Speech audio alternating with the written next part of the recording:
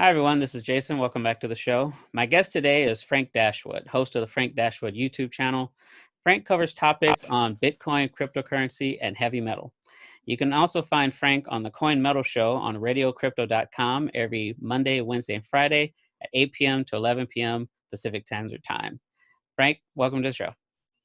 Hello, sir. Thank you for inviting me, Jason. How are you? Good, good. I'll be a lot better once I can go to the gym, but Yeah, I hear that one, man. I'm on going on month 2 of no jujitsu, and I need to strangle people, man. right? Well, there's a shortage of people to want to do that too, but No, that seems to be growing. right. Well, and okay, before we get into what we're actually going to talk about, can you give us a bit of a backstory on how you found Bitcoin and cryptocurrency? That we've been experiencing probably for the last, oh shit, at least since 1995. The dot-com bubble was not experienced by everybody. It was primarily experienced down in Southern California, and as fate would have it, I left just previous to the dot-com bubble.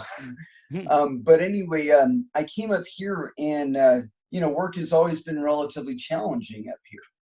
And so whenever there's kind of like a little spike or a dip in the national economy, we here in Oregon experience like the worst of it. When it comes to something like taking off, like the dot-com bubble or even cryptocurrency, it takes off everywhere else first, and then we slowly catch up to it.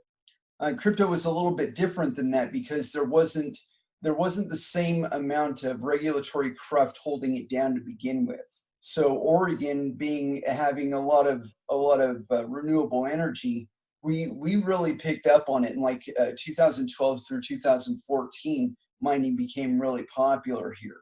Okay. But so because of that economic kind of dynamic, I was able to see a lot of the issues that we've been experiencing since like 2000 from a real ground floor level. I was selling candy in 2014, 2015 from office to office. And one of the offices that I had was a Goldman Sachs outlet. And so I was able to see it, like, the whole dot-com bubble, that ending basically. No, it pretty much ended by then. But like the real estate boom, all of the underwriting of all the shady housing loans and stuff, I saw that going on. As a matter of fact, I had a GMAC outlet was on the same street as the Goldman Sachs outlet. So when they were underwriting all those fucking bullshit loans, man, they were so happy. They were so happy that during a cigarette break, all 300 of them would come out of the fucking office and have cigarette break, and then go back to the office and go do their thing again. Well, I'm sorry. Go ahead. I'm like running you over. No. Please go ahead. Continue. Okay. Well, basically what I'm getting to there is that I could see all of the economic activity going on from the level of the people that were writing those loans. Right. Okay. These people were just desperate people. Okay. Right. They had a little bit of customer service information or knowledge and the capability to use the phone and the computer. And that was it. They didn't know anything about economics or your loan viability, or like what the practicalities were behind the loans that they're writing. They're not thinking about you've got 3 children, you're earning $15 an hour. We're going to sign you for that $300,000 housing loan because I get a commission off of that shit. Right. That's like the only thought that was going on. Yeah. And those were those subprime mortgahages and things and all yes, that stuff. sir. Yeah. And like I said, when GMAC started underwriting them, I'm like, we're fucked. I mean, because these people are writing car loans one day, and then they're writing housing loans the next. Okay, so I mean, it's way different when you're underwriting a loan for $8,000 and then underwriting a loan for $800,000.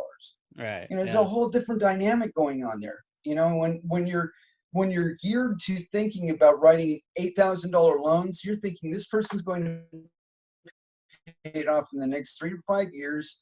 Everything's going to be fine, right? $800,000 loan, you don't have the Yeah. You're you not don't going to have pay that that. off anytime soon. Yeah. Yeah. That's what well, and it's funny because, and I'm glad you brought that up, because a lot of us forget the world that was happening when Satoshi made Bitcoin. You Mm-hmm. know, it wasn't just, you know, bad home loans. There was like an entire snowball of shit. And he saw it, or they saw it, whatever, and Mm-hmm. knew that we had to do something different. Yeah. You know. Well, and that's one of the reasons why I think I picked up on Bitcoin as quickly as I did, is that I think I understood by 2006 that the primary reason it was happening was because the Federal Reserve was willing to underwrite all of it. Mm-hmm. That if they weren't willing to take the steps that they did with regard to what kind of reviews they did of your financials and all that stuff before they qualified you for a loan, you know, if they hadn't made those adjustments back then, it wouldn't have even been possible. You know, they were willing to underwrite it. They were willing to take the risk. This is the reciprocal from that. Right. Right. And it's similar to the student loan debt, because the government is underwriting all of that. So that's why they Right. figure they could raise tuition and generate these loans the way they do, because they figure they can just pawn it off on the government. Yeah. Well, I mean, you do the college thing is another one where you have to look at what a college student is doing. Okay, they're making an investment in themselves to make them more profitable for a potential employer, or themselves as an employer or business person, right? Right. You know, they're trying to increase their economic viability or value to the rest of the market. But how many of the people currently going to college are going to be making $500,000 a year? Yeah, exactly. Exactly. Not that many. Exactly. Not that Yeah. many of them. Most of Yeah. them are going to end up flipping burgers, and that's just the way it rolls. Yeah. There's about 15% of them that really want to be there and are a viable investment on that level. And I mean, nobody wants to hear that, but it's the facts. You know, it doesn't mean that the other 85% are valueless, or that they can't be just worth just as more, because or worth more than that.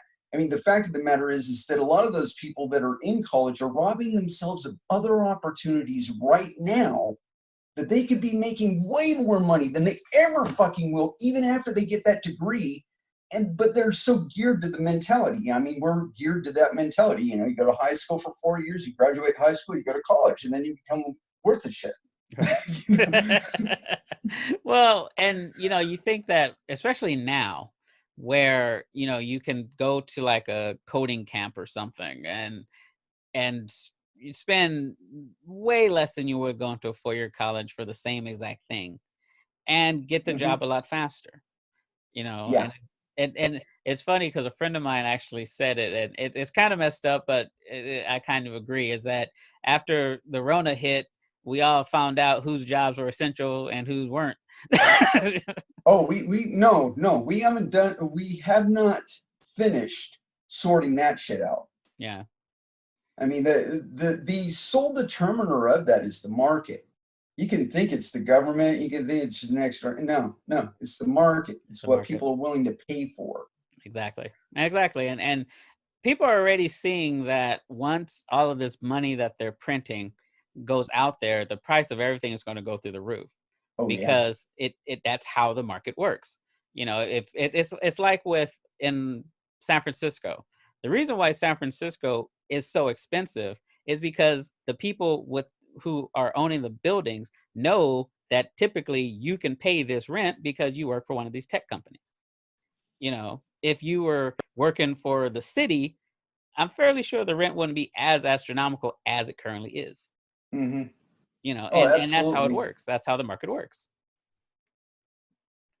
So Well, let we me got a ask. little diverted there. You started by asking me about where I started with Bitcoin, and basically, I just wanted to step back and say that I got to see that the message in the Genesis block. Hmm. Like I saw the stuff that was building to that event as it was happening, Yes. and I knew that the only way that you would be able to get out of that is if the primary lender was no longer the Federal Reserve or was an entity such as you or me that actually has a sense of, what am I getting for my money? I Right. could give you this money, but what am I going to get for it? Right. If all I'm going to get is fucking war and a bunch of fucking tract houses, you can kiss my ass. I mean, Exactly. Well, and I think that's why a lot of us in this space have a more of a libertarian view of this whole situation, and it absolutely. it's I mean, sometimes it works to our detriment because it's hard to get some type of consensus when everybody thinks um, so independently minded. Mhm. But in the big picture, it's better because you have less shenanigans like you see in government and all this traditional finance that it's all crony capitalism, and you don't find that in crypto the way you do in the traditional Oh, markets. sir. I don't know how long you've been around, but there's plenty of crony capital in crypto. Well, But having been involved as long as I have, I can tell you this: the most successful period of time that crypto has ever enjoyed was a period of time in which the most people were involved, but the least amount of VC capital was involved. hmm And that period was between 2000, I would say 2011 to 2015. And I mean, there were people like you and me that were creating international monetary units in real time. I mean, like every two or 3 days, you would see a new coin up on your Twitter feed, and a whole bunch of your friends that were involved in other projects are now involved in that project. And the point being is that it was the most successful when the most people were participating in it. When you look at it now, there's maybe the same number of people, but the constituency of who those people are has hmm changed vastly, has changed dramatically. The average person involved back in like 2012 was maybe 18 years old and hadn't graduated college yet. right. Yeah. That's just median average. And so when you look at that person and you look at them now, I mean, like the average person in crypto is 35 years old. He's in some sort of fucking venture fund or some shit like that. And all of those people are going to be gone within another 10 years. Yeah. Once they get their money.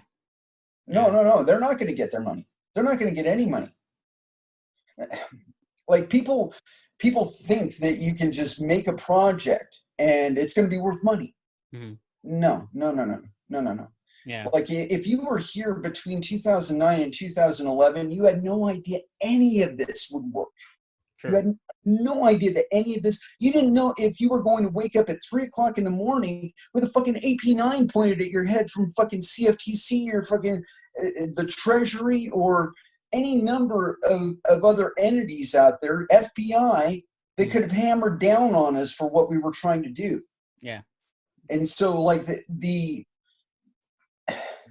like that whole process, every coin has to go through that, and you don't have to go through it once. You have to go through it every single day. Is your coin worth a shit? Do people value your coin? Do people use your coin? Does your coin have an actual use case, and does it fit it? Hmm. Can you make good on your promises? These Right. are all things all challenges that you will see every single coin face, and and every single day. It happens every single day, and not just on the market, whether people are actually using it. And you're going to find out that the vast majority of projects out there right now, they're just balls of fluff and VC, and they're basically, until they run out of VC, the fluff will exist. As soon as they run out of enough VC or they steal it from one another or whatever, then it'll go away. Yeah. Well, and because to your point, I think it was what 2016 or so, right before the bull run started. Oh and yeah. you had a Well, lot of people begging we've for had multiple bull runs. well, the last one, Yeah, the last big one, the $20,000 one, the yes, $20,000. Yes, that's what I mean. was Um, 2017. but you had a lot of people saying, "Wait till institutional money comes in." And I think to your point about there is crony capitalism and crypto, it's that because you had a Mhm. lot of people wanting. I can't wait till this stuff is regulated. I can't wait till the banks are involved. I'm like that. You are missing the entire point. What are you people? I'm sorry. Go ahead. No, No, I was I understand exactly what you're saying. Like, yeah. and that's my response to those people. It's like, who the fuck are you? You don't need regulators. You don't need VC. It's money already. You know, get Right. involved. Well, I think I was at LA Blockchain Week, and I was at one of the events, and this guy he was like so excited. Just wait till the institutional money comes in, and I'm just like, what the like, are you serious? And he was Yeah. dead serious. He was dead serious. He couldn't wait till JP Morgan and stuff came in. I'm like, why are you here? Go use a credit card. Yeah, yeah, exactly. And that really is the most realistic response you could have given, because that person doesn't believe in what they're doing. They don't believe in anything about crypto. They believe in VC money. That's what they believe in. And get the VC money, everything good. Right. Yeah, That's the exactly. bottom line, Yeah. Yeah. And I mean, and I think that sets the difference between the people who are here solely for the money and the people who are here for the revolution.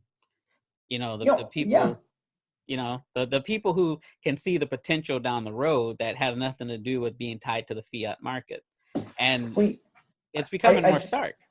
oh no, I agree with you 100%. I think of it more in terms of an eventuality.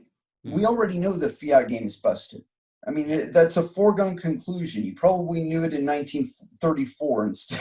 I mean, you know, but the thing is that it takes time for that to work itself out. We're still geared to the idea of a central bank issuing all the value and all of us fighting over the rest of it and who gets what. right. And we are coming out though, and I think the Rona is going to be a real big catalyst on this point. We're coming to the point now though where we're starting to understand exactly what Bitcoin was issued for, because I mean, here it is. You know, you got the bank cranking off $2.5 trillion over the period of a week, and nobody blinks an eye. I mean, Yeah. it's like they're not thinking, well, gosh, that's probably going to affect the price of gas going in my tank, and maybe that TP will go from $3 a fucking roll up to $5 a roll. They're not thinking that way, Right. you know? Everyone's thinking short term right now. Right. It's literally, how we always say don't live paycheck to paycheck. We're literally living paycheck to paycheck now. Yeah. you know, I'm gonna be and living Rona check to wrote a check to wrote a Rona check. check. Well, and it's kind of like what we were talking about before we got started. And, a lot of people were shocked at how the economy shut down. But Mhm. this shutdown wasn't something that just happened overnight. They had been planning this. And because you can't shut down a world economy like that, it doesn't happen. You have to do it in stages or you jump into a depression. Yeah, absolutely. It's funny about that. I started suspecting something was going terribly wrong about 3 months ago. If you were watching the Fed at all Yeah. and their policy, I don't know if you remember this or not, but they had this thing where they started issuing billions of dollars for the overnight. Do you remember that, the overnight swap? No, I never recall hearing about that. Oh my God, overnight rates, the swap rates. They did something because they go through daily checks on their solvency for certain. I can't remember like the total dynamics for it, but the way that it was going is that the banks were coming up about $2 to $4 trillion or $1 billion rather short on their overnight rate, like their overnight obligations. They weren't able to meet them, and so the Fed had to issue more.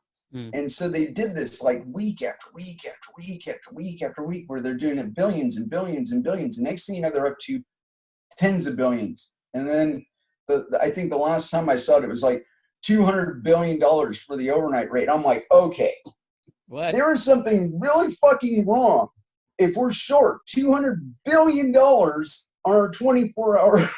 Wow. And this is an interbank thing. Okay, this is the small banks to the big banks and back again. Okay, Right. and so when I was seeing that, I'm like, okay, there's something really wrong here. People aren't paying their bills, so on and so forth. And that's what ties into the meat packers and the potato producers and all that. You see articles about them throwing away produce because Throwing out they milk. don't have anybody to sell it to, right? Yeah. It's not because there's no demand. There's still 9 billion people on the fucking planet, just like there was the day that they actually grew that shit. Mm. Okay, the demand didn't go away. There's a disconnect between the demand and the supply, and specifically on the finance side, is somebody don't have the fucking money. Right. And so the farmer that grew it, he's like, well, fuck, if you don't have the money, I don't have the money, and I got to shut down. Right. And that's why the meat producers went down and all that. That supply shortage is going to express itself in the market. And so, I mean, if you aren't getting together with your neighbors and growing shit right now, you're probably going to be in a lot of fucking trouble in a couple months. Yeah. Well, what's that? Michigan, where they were banning people from buying seeds. I mean, What the fuck what is that? that? What the fuck Like, is that? it's not seeds aren't essential. Are you kidding me? I'm like, and I mean it just It goes to makes show perfect you. sense if you intend to create a situation where where you're extorting people for food. Okay, when you're saying things like, sure, we'll give you this $1,000 subsidy check, but you know your 18-year-old son, we're going to have to conscript him because we plan on sending him to China or Iran in about 6 months to fight and die for us. Well, that's the other issue, is that eventually we're going to have to discuss why we have China making most of our medical stuff. You know, and it's We like, were having that discussion back in the fucking 90s, dude. I mean, you can't offshore, especially your basic necessities. You have no business offshoring that. Yeah. You know, but they did, and because it saves you a buck. You know, you can get cheaper stuff, but you put yourself at the beholden of somebody else. Somebody who has different political aspirations than you do. Exactly. And different priorities than you do. Someone who does not care for your liberty. Right. You know. Yeah. Go ahead.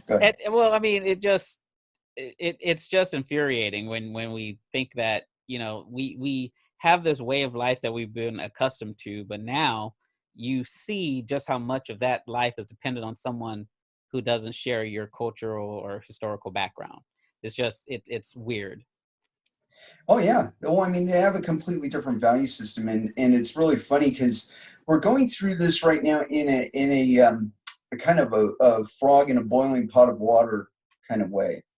That, you know, we've been slowly pushed policy-wise in a variety of directions, specifically towards China's way of doing things. Okay, so like all the social scoring, all the fucking video cameras everywhere, that's all China. That's what China does. Now, I know that they've been kind of culturally pushed a little bit to be more like America, but I think crypto kind of gave a little fly in the ointment there, in that they ended up in a situation where they've got all the manufacturing capacity, so their source of chips is like right there. You know, it's like you got a fucking chip plant here, and you got your mining operation right here. You know, because Right. the chip plant's right next door. The electricity's really cheap. The internet's really fast, and I can get the seconds of their fucking chipsets, you know, for dimes on the dollar, and fire them up. You know, and so that's. And go ahead. I'm sorry. Go ahead, please. Well, I was saying, like, back in, I want to say it was like 2012, 2013, they kind of realized this synergy that they had going on there, because like before then, most of the mining was happening here in the United States. And China's like, wait a minute, what are they buying all these video cards for again? They're doing what with them? Yep. Why aren't we doing that here? Yeah. And that's why you see a lot of your cryptos being mined in China now. Right. And that brings me to another point that I talk to a lot about with people, and whenever you hear somebody talk about the efficiency issues with regard to mining, and how much electricity it burns, the device that we are doing this on right now is a product of mining. And most people don't understand this about manufacturing of anything that involves circuitry, that the circuitry itself is at a certain spec dimension. And when you're manufacturing those, instead of you have to retool everything for a spec dimension change. So if you got 26 nanometer boards and you want to go down to 13 nanometer boards, you just go to a 13 nanometer fab. You don't refit the 26 millimeter fab or nanometer fab for the 13 nanometer. I mean, that's a huge investment. It's like billions of dollars to retool an entire fab. Right. So rather than retool the fab, what you do is you change the design of the circuit that you're burning onto the wafer. So you're still at the same spec. You just change the patterns of the circuitry on the die that you're cutting onto the wafer. So instead of manufacturing CPUs over here and RAM die over here, if they're the same spec, we process the CPUs and then we process the RAM on the same manufacturing line, because we don't have to retool it. We just got to change the little schematic that we're burning onto it, and we'll have to change one or two other things. But the changeover, okay, for burning both of them on the same production line as opposed to two separate production lines, it makes it cost effective. That when you go up to, or go down to rather, a 5 nanometer board, it's more efficient to just burn everything in 5 nanometer. Right. And so like with regard to the computer that you got in front of you right now, the CPU is probably 14 nanometer or 10 nanometer, maybe even down to 7 nanometer. That is a product of mining, because in mining, the more efficient your chipsets are, the more money you make. Right.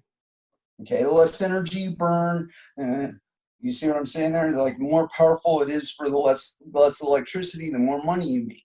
Right. And so that's incentivized the chip manufacturers to go from 26 nanometers down to 5 nanometers in about, I don't know, less than 10 years, like about 6 years. Yeah. That same transition would have taken 12, 15, 20 years previous to mining, because the only thing incentivizing the production of CPUs and GPUs was you buying these silly ass consumer goods, not you filling up a fucking warehouse full of fucking miners. Full of mining rigs, yeah. Right, yeah. And so we directly incentivize the efficiency of higher efficiency of consumer good computers. And so that's been the byproduct of it, is that we've got these itty bitty devices that are way more powerful than anything we've ever held in our hands. Let me ask you though, before we go on, let me ask you about your show, the Coin Metal show. What was the decision there? Because I know that why did you decide to mix crypto and metal? Because and I was talking to Crypto NDO a couple of weeks ago, and she was talking about how Bitcoin is punk. It's anti-establishment, anti the man. And I wanted to get your opinion on that. And is that why you came up with the title there? Mostly it's just me. It's my mutual interests that back in 2015, I got involved with Dogecoin Dark. Oh, yeah. And and the developer for Dogecoin Dark and one other guy decided that they wanted to start up a radio station and do crypto-oriented stuff on it. And so it was really funny because Rick Stoner, he was the first one, and I I came across their IRC channel, I think it was from Twitter, and or somebody that I knew on Twitter like messaged me about it or whatever. So I go to I go to their IRC channel, and it's fucking nuts. You know, they're having a blast in there. There's 700 people in there. They're throwing fucking coins back and forth. They're tipping one another, raining left and right. And so, you know, I mean, I'm in the room for like maybe 2 hours, and I go from 0 Dogecoin dark to like 2,000, just people tipping me and raining and shit. I'm like, this is pretty fucking cool, man. And so, you know, I started talking to him, and you know, Rick's like, oh yeah, I'm gonna do this radio show, and I'm like, oh, cool. You know, so I tuned into the radio show, and he starts getting bored, and so he decided to do a call-in. You know, he's like, hey, anybody who wants to call in, right? So I call in, and I chewed his ear for like 3 hours, and he just like, I can only imagine he was sitting there on the other side just you know, it's like when he would refer back to it, he's like, oh my god, this is awesome, man. Yeah, keep going. And so you know, he messaged me shortly after that. He's like, dude, you're a natural, you need to do this. And I'm like, sure, sign me up. What do I do? Yeah. Well, no, And I've listened to some of your episodes. They're really good. well, thank you very much. You are a natural at this, and you know, and that's why I was happy. I was glad that you agreed to come on the show and talk about it. Oh man, it's my pleasure. Yeah. Well, you know what? Let's wrap it up there. Sure thing. And I'm going to link in the description your YouTube channel and the Radio Crypto channel, and it's Monday, Wednesday, and Friday from 8 p.m. to 11 p.m. Correct? Yes, sir. Pacific Standard Time. Pacific Standard Time. All right, Frank. Thank you so much for joining me today. I really appreciate it. My pleasure, Jason. You have an excellent day. You too.